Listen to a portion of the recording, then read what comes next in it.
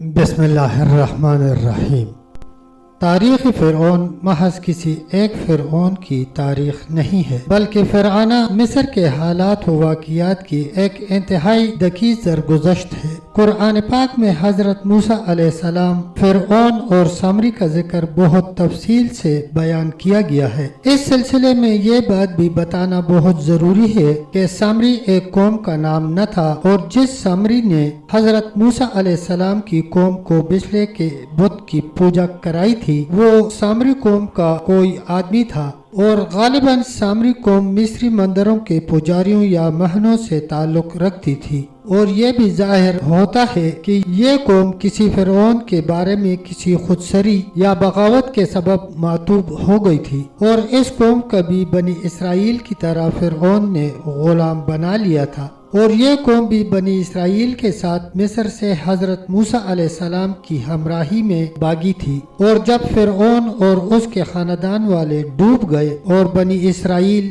اپنے ملک شام کے علاقے میں آ گئے، تب حضرت موسیٰ علیہ السلام طور پر توریت لینے چلے گئے، اور وہاں جا کر حضرت موسیٰ علیہ السلام نے چلا کیا اور اپنی نیابت میں اپنے بھائی ہارون علیہ السلام کو چھوڑ گئے تھے۔ سامری قوم کے لیڈر نے حضرت موسیٰ علیہ السلام کی عدم موجودگی میں بنی اسرائیل کو اپنا تابعدار بنانے کے لیے مصری عقائد کے موافق بچڑے کے بت کی پوجا شروع کرا دی، اور اس کے بعد وہ قصہ پیش آیا جس کا تذکرہ قرآن مجید میں بڑی تفصیل سے موجود ہے۔ معلوم ہوتا ہے کہ حضرت موسیٰ علیہ السلام کی بد دعا کے بعد سامری اپنی قوم کو لے کر ملک شام سے وسطی ایشیا میں چلا آیا، اور یہاں اس نے ایک شہر آباد کیا جس کا نام ہری رکھا، جو بعد میں ہرات کے نام سے مشہور ہوا۔ ہرات سے سامری اپنی قوم کو لے کر ہندوستان میں آیا، اور یہاں اس نے گوٹ اور بیل وغیرہ قدیمی باشندوں کو مار مار کر جنگلوں اور پہاڑوں میں بھگا دیا، اور ہندوستان میں اپنی قومی حکومت قائم کر لی، اور مصر کے قدیمی فرعون کے نام سے ایک کتاب شریعت منوسمرتی تیار کی، اور 4 ذاتیں قائم کر دیں، جس کا تفصیلی بیان سلسلہ کی آخری ویڈیو میں کیا جائے گا۔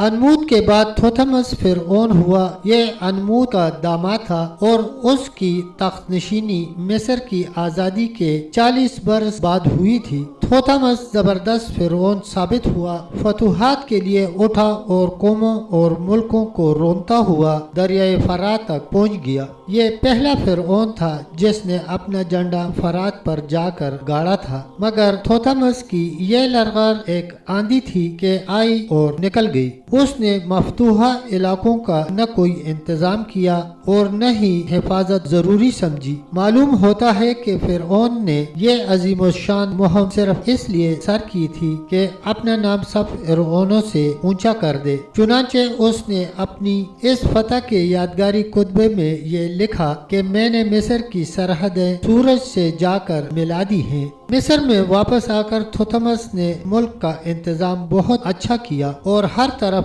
امن و امان پھیل گیا، اور رعایا خوشحالی سے زندگی بسر کرنے لگی۔ مگر تھوتھمس کے آنکھ بند کرتے ہی پھر ابتری ظاہر ہوئی۔ وجہ یہ تھی کہ فرعون کی معمولی بیویوں سے تو 2 لڑکے یا 1 لڑکا اور 1 پوتا تھا، مگر اصلی ملکہ سے 1 لڑکی تھی۔ دونوں لڑکوں کے نام بھی تھوتھمس ہی تھے، اور لڑکی کا نام ہتشبسی تھا۔ فرعون نے تخت کا وارث اسی لڑکی کو قرار دیا تھا، اور اس کی شادی چھوٹے تھوتھمس سے کر دی تھی۔ معلوم ہوا کہ فرعون اپنے بڑے بیٹے سے ناخوش تھا، اور چاہتا تھا کہ چھوٹے بیٹے یا پوتے کو اس کا داماد بھی تھا حکومت ملے، لیکن یہ عجیب بات ہوئی کہ فرعون کی خواہش کے خلاف اس کا لڑکا تھوتھمیس دوم کے نام سے تخت پر بیٹھ گیا، مگر اس کی قسمت میں 2-3 برس سے زیادہ حکومت نہ تھی۔ اس کے مرتے ہی تھوتھمیس اول کی بیٹی ہتشبسی فرعون بن گئی۔ یہ واقعہ 20 قبل مسیح کے لگ بھگ کا ہے۔ مصر کی زبردست ملکہ ہتشبسی عورت ضرور تھی، مگر کسی بات میں بھی زبردست مردوں سے کم نہ تھی۔ वो बीवी जरूर थी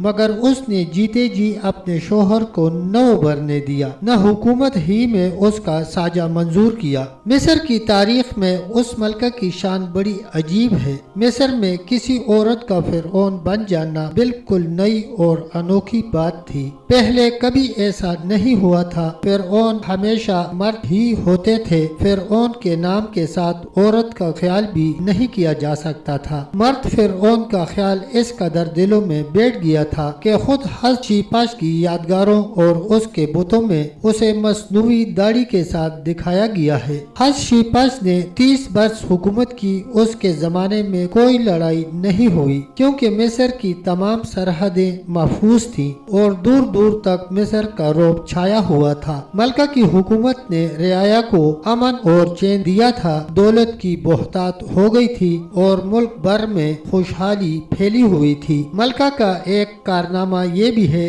कि उसने अमर बेरिया और सोमाली लैंड में 2 माह में भेजी, एक खुशकी से और दूसरी समंदर से। ये दोनों मुहिमें सरासर दोस्ताना और ताजराना थी। लड़ाई की धमकी की उनमें जरा झलक तक न थी। अगले वक्तों में एरिट्रिया और सोमाली लैंड हत्ता के यमन तक से मिस्र का तिजारती ताल्लुक था, मगर मुद्दतों से ये रिश्ता टूट चुका था। मलका की दोनों मुहिमें बहुत ज्यादा कामयाब हुई और उन मुल्कों की बहुत सी कीमती पैदावार और माल अपने साथ ले आई। मलका ने उन मुहिमों की तस्वीरें थेमस के सामने दीर अल जरी में अपने शानदार मंदिर की दीवारों पर बनवा दी, जो कि आज तक मौजूद हैं। मलका गालिबन 2409 में दुनिया से रुखसत हुई और उसका शोहर थोतमीज सोम फिरौन बना। उस बादशाह को ही मिस्र का नेपोलियन कहा जा सकता है क्योंकि उसके कारनामे नेपोलियन से बहुत मिलते जुलते हैं।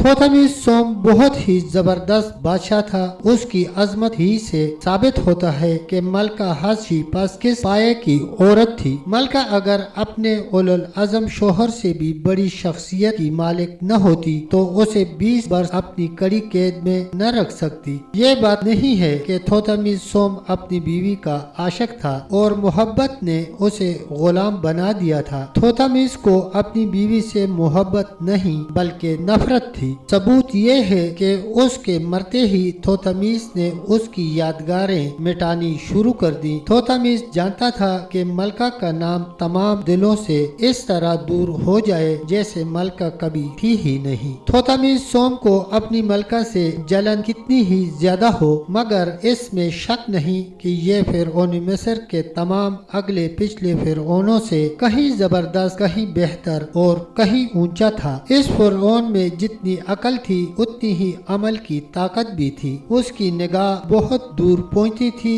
और वो अपने इरादों और फैसलों में फराखदिली का मुजाहरा करता था। तब तक दोस्तों इतना ही, मिलते हैं इंशाल्लाह अगली वीडियो के साथ। तब तक के लिए अल्लाह हाफिज, अल्लाह निगहबान।